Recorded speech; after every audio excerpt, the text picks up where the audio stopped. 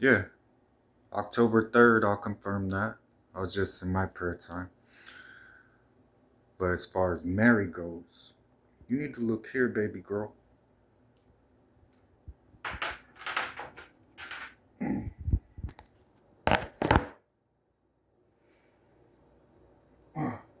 gonna say it like this.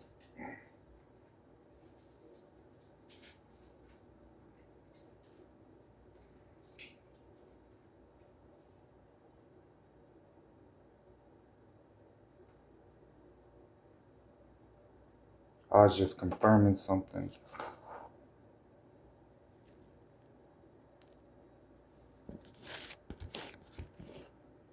That ain't meth.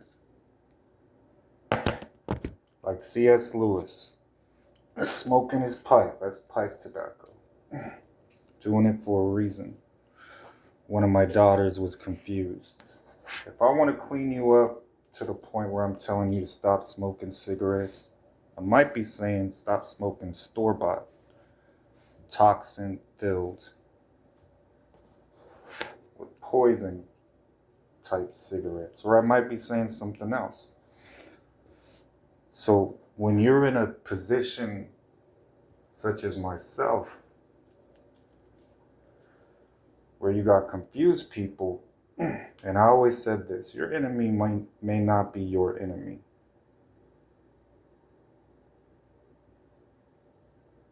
I'm gonna leave it at that. And it was clear to me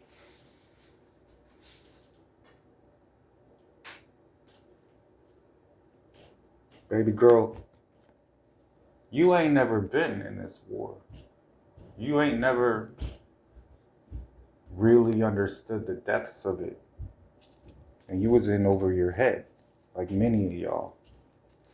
So the whole point kind of was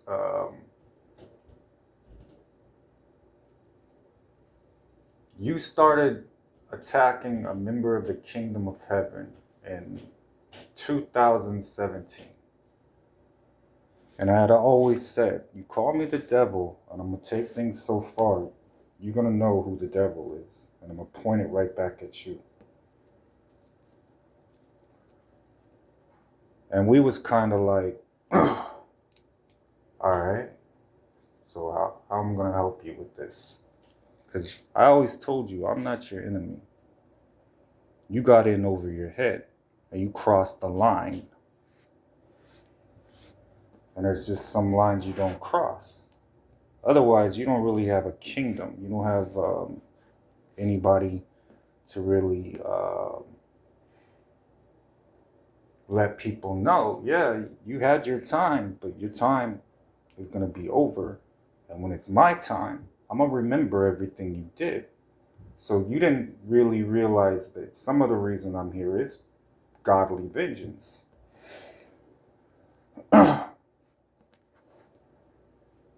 So to get you more in a thought process, you was in this mindset that you was going to be able to do the things you was doing with all this protection and just do whatever you wanted to do and start trying to create your own version of your own kingdom. And it was like, nah, your kingdom is under my kingdom. My kingdom was your protection. And when you broke off from that, you got into something that you really did not fully understand. And it stems from you was with the devil too long. So when you're looking at things from the perspective of, I already know what's going to happen, it's just, what's my next move? And basically, it was kind of like, okay, I'm going to respond to what you do. Now, you're my wife, I had to figure out how it got this far, what happened to you, and all of this. And you just didn't understand things. You don't even understand Queen of Heaven is not a good term. It was a mocking, you guys are listening to the Queen of Heaven type of thing. Queen of Heaven is a spirit.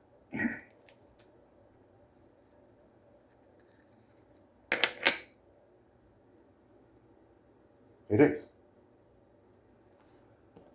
I'm not at the liberty to discuss heavenly matters with you. So you're just going to have to trust your husband. All right. So from my throne, we'll continue this.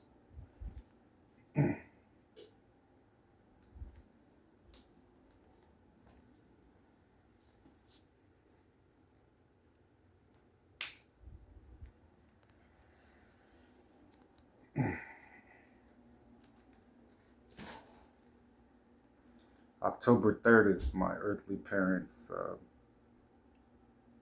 anniversary too, so it's poetic. So when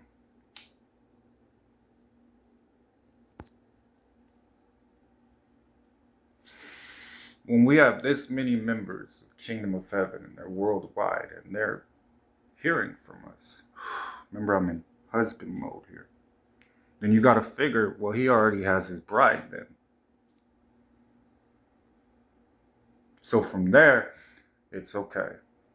Let's get us back on track. So the things that aren't told to you is because those dots weren't a part of your walk. Those dots weren't something you're going to recognize as, okay, this is what's going on right now. A lot of people are going to be in darkness. Your saving grace is me. Your saving grace for all prodigals, your kingdom spouse. I'm still speaking to them. And what you did, you put hands on one of God's anointed. I said, don't ever put your hands on me. You committed adultery. You needed to understand. And partly, here's where I'm at on this. I'm going to let you off with a warning because you're my wife. I had said Moses can talk to me however he wants, so can Mary. But there's a limit. And the reason for that is you cannot have love without respect. And I wanted your love. And like I said, this ain't your life. You were not about this life. And what I was talking about, 20 years will take its toll on you. When you're really about that life, yeah, you give up everything. Yeah, you get spit on. You look like you don't really know Jesus. You look like you're on the wrong path. It keeps forging you and forging you and forging you. But there has to be that time where, okay, remember those promises I made you? All right, well, here's what's happening behind the scene to make those promises a reality in your life. It doesn't just happen abracadabra. People have to be influenced, motivated, taught, corrected at times. And that's stuff you didn't understand, baby girl. And you can't fight your battles with lies. Now that's the problem I had. I didn't mind how you spoke to me. It's just nothing you were saying was true, factual, or from the spirit. That was my issue. You don't learn how to speak. You're not going to be able to rule anything. And you just weren't ready to rule. The whole point was to make you the perfect wife. The whole point was to have patience with you, be your ally on this, and we figure this stuff out together. However it needed to go down is how it went down.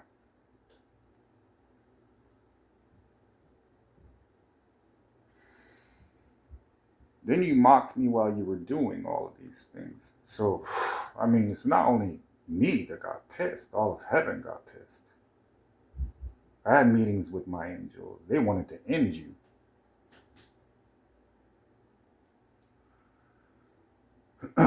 You don't know nothing about heaven. And we're not going to get into the biblical narrative of whatever you're thinking it should be. I'm telling you what it is at this moment.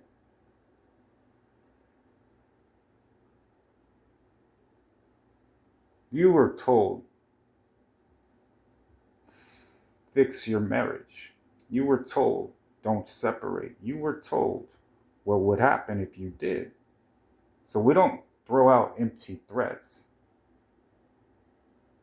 We make promises, we calculate, we keep those promises. That's what instills the fear and respect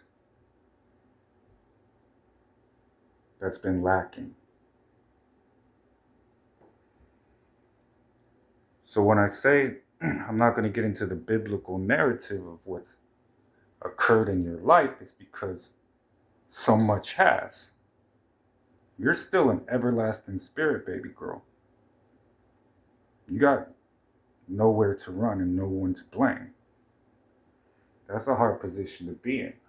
But instead of doing the wise thing, baby girl, you went around disrespecting my family, me, God. You did too much, as you guys say. You was doing too much.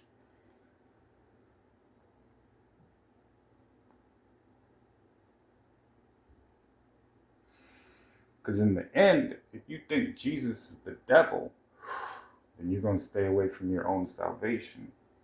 And we knew how confusing it got. Nations would be in perplexity. We knew all this stuff.